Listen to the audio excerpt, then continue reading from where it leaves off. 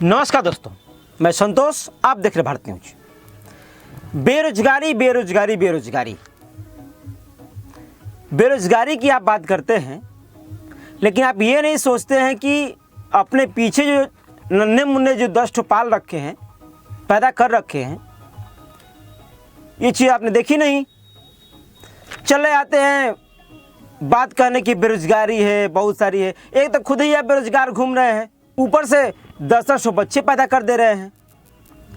अरे भैया, आप खुद ही बेरोजगार हैं। ये नहीं सोचे थे कि हमारा जब हम लड़का पैदा कर रहे हैं तो हमारा लड़का भी बेरोजगार होगा, तो इस बात को ध्यान देना चाहिए ना। लेकिन नहीं, बच्चा पैदा करते गए। इन सारी बातों को ध्यान दिए होते आज, तो आज बेरोजगारी का ढिढोरा नहीं पीटते। अब योगी जी या मोदी जी को देख लीजिए, वो जानते थे कि बेरोजगारी चरम सीमा पे रहेगी जब उनकी सरकार आएगी, तो इसीलिए उन्होंने बच्चा ही पैदा नहीं किया। झंझट खत्म, अकेले रहेंगे, मस्त रहेंगे, घूमते फिरते रहेंगे। और आप हैं कि दनादन बच्चा किए जा रहे हैं और सरकार को ब्लेम लगा रहे हैं कि सरकार रोजगार नहीं दे रही है, हमारे बच्चे बेरोजगार घूम रहे हैं। भैया रुकिए जरा, सब्र कीजिए। इससे पहले कि आप मुझे कुछ अनाप शनाप बोलें, ये शब्द मैं नहीं कह रहा हूं, ये शब्द कहें आजमगढ़ के सांसद दिनेश लाल निरहुआ। तुम कह रहे हो कि तुम खुद बेरोजगार हो और 8 और बेरोजगार पैदा कर दे रहे हो, क्यों? खुद तुमको अपना पेट पालने नहीं हो रहा है, तुम कह रहे हो कि हम बेरोजगार हैं। तो आप बेरोजगार हो तो एक बार भी सोच रहे हो कि 8 बेरोजगार और क्यों पैदा कर रहे हो? उन्होंने साफ तौर से कहा है कि ये जो बेरोजगारी की जो बात करते रहते हैं, ये जो बात में जो बेरोजगारी का ढिढोरा पीटते हैं, ये कभी आप नहीं सोचते हैं। जब पत्रकारों ने ये सवाल किया कि बेरोजगारी चरम सीमा पे है, नौजवानों पे ध्यान नहीं दिया जा रहा है, तब फटाक से दिनेश लाल निरहुआ ने ये बात कह डाली कि बात बताइए, मोदी जी योगी जी ने बच्चा पैदा किया? मोदी जी ने तो रोक दिया। एक भी बच्चा है मोदी जी का? बताओ कोई, एक भी बच्चा है योगी जी का? अब आप सोचिए कि इनके खुद के 3 बच्चे हैं और ये दूसरों को नसीहत दे रहे हैं जनसंख्या नियंत्रण पर। अगर इनके भी बच्चे एक आध नहीं होते, मतलब सोचिए कि इनकी शादी नहीं हुई होती, तब ये कितना नसीहत देते लोगों को, जनता को।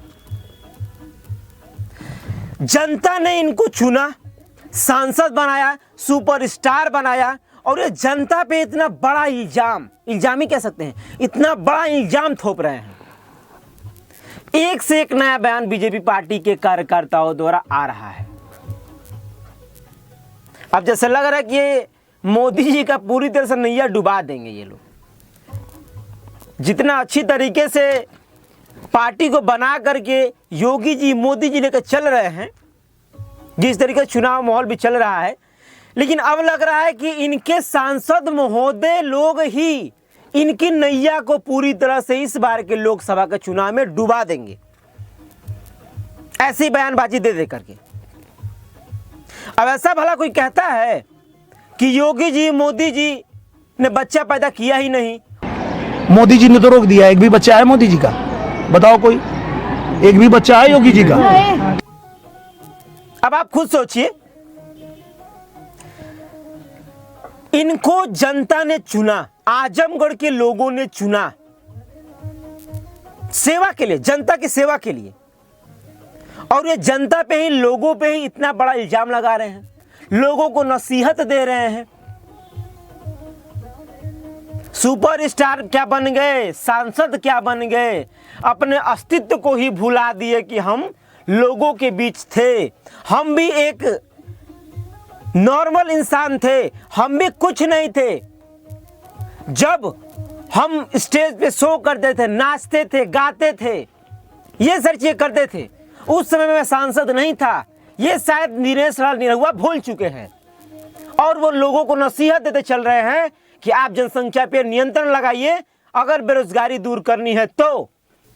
एक बात जान लीजिए जितने भी बीजेपी पार्टी के कार्यकर्ता हैं, आप लोग पक्का है कि मोदी जी की नैया को इस बार लोकसभा के चुनाव में डुबाएंगे। जिस तरीके बयानबाजी चल रही हैं, वैसे इसमें आप लोग क्या राय है?